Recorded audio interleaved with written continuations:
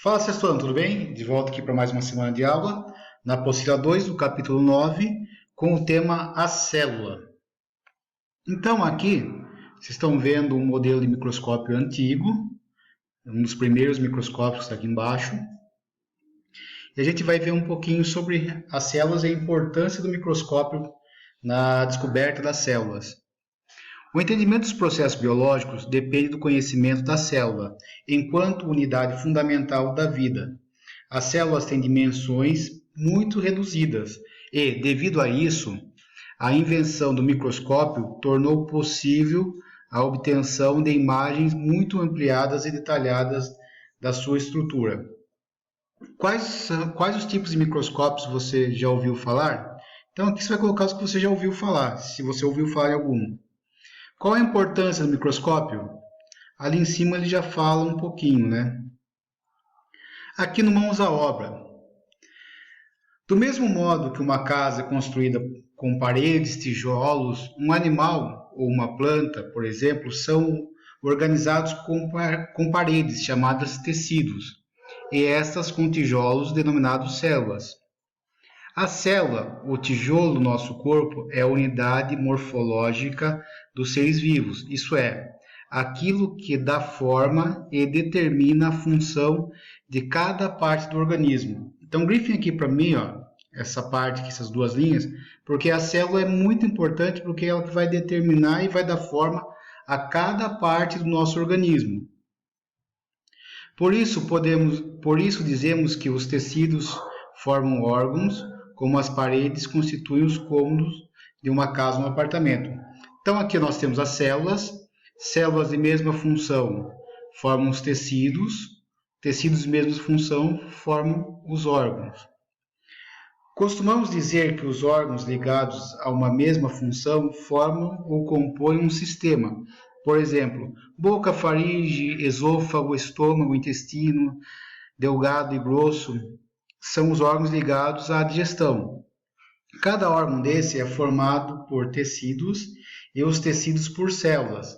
Então aqui, ó, voltamos. Célula, que é a base de tudo, tecido, órgão, sistema.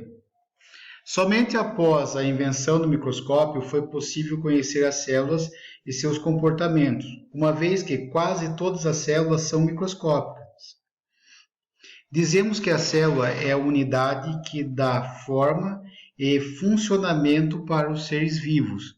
Apenas os vírus não são formados por células, daí serem chamados de acelulares. Então, os únicos seres que não possuem células são os vírus, e são chamados de acelulares. Então, grifem aqui para mim, por favor, apenas os vírus não são formados por células, daí chamados de acelulares. Multiplica-se o poder de aumento da ocular pela capacidade objetiva. Então, aqui nós temos, né, as estruturas do microscópio, que quando a gente voltar a gente vai ver, se Deus quiser.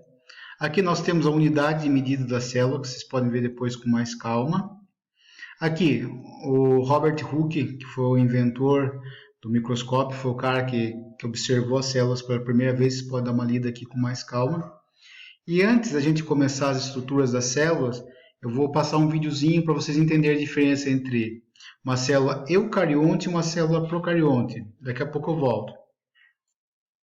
Tipos de células: procariótica e eucariótica. As células procarióticas são as mais antigas e mais simples. Vejamos algumas diferenças. As células procarióticas são muito menores do que as células eucarióticas e têm uma estrutura bem mais simples que a célula eucariótica. Essa estrutura simples é uma característica positiva para os procariontes, porque permite que elas se reproduzam de forma muito rápida e eficaz. As células procarióticas não possuem um núcleo. A própria palavra procariota nos diz algo sobre sua estrutura. Cari significa núcleo e pro significa antes. Basicamente, a palavra procariota significa antes do núcleo. O tenor da célula procariótica é basicamente uma unidade aberta sem compartimentos. Não há organelas ligadas à membrana. No entanto, pequenas estruturas chamadas ribossomos estão espalhadas por todo o seu citoplasma. O DNA da célula está localizado em uma região do citoplasma chamada região nucleoide. O nucleoide não é a mesma coisa que um núcleo, porque não é fechado por uma membrana. Os procariotos também têm uma parede celular que envolve a membrana plasmática, basicamente constituída por polissacarídeos complexos. Os procariotos também costumam possuir um ou mais flagelos, que são usados para sua movimentação. Já as células eucarióticas contêm um núcleo e algumas de suas organelas envolvidas por membrana. O nome eucariota também diz algo sobre sua estrutura. Eu significa verdadeiro e caro significa núcleo. Ou seja, a palavra eucariota significa núcleo verdadeiro. As células eucarióticas são maiores e muito mais complexas do que as células procarióticas. No entanto, elas compartilham algumas coisas em comum com os procariontes. Vejamos as diferenças e as áreas que elas têm em comum através do diagrama. Pontos em comum. As duas têm o DNA como material genético. Têm ribossomos, citoplasma e membrana plasmática. Agora veremos algumas coisas em que elas têm de diferente. As células procarióticas são as mais antigas. Elas são pequenas e relativamente simples. As células eucarióticas evoluíram a partir de células procarióticas. Elas são maiores e muito mais complexas internamente. Os procariontes não possuem um núcleo definido e também não possuem organelas membranosas. As células eucarióticas têm um núcleo e também contêm organelas. As células procariontes são organismos unicelulares. As células eucariontes podem ser unicelulares ou multicelulares. O DNA de um procariota é geralmente organizado como um cromossomo circular único, enquanto que o DNA de uma célula eucariótica é organizada como cromossomos lineares. Então, a estrutura de uma célula, né? Ali já falou um pouco ali. Ao microscópio comum, as células apresentam um envoltório que protege e contém o material celular, a membrana plasmática. Então, essa parte aqui, ela vai proteger o material genético, né? O material celular. Ela é viva e, por isso, seleciona em partes aquilo que passa por ela.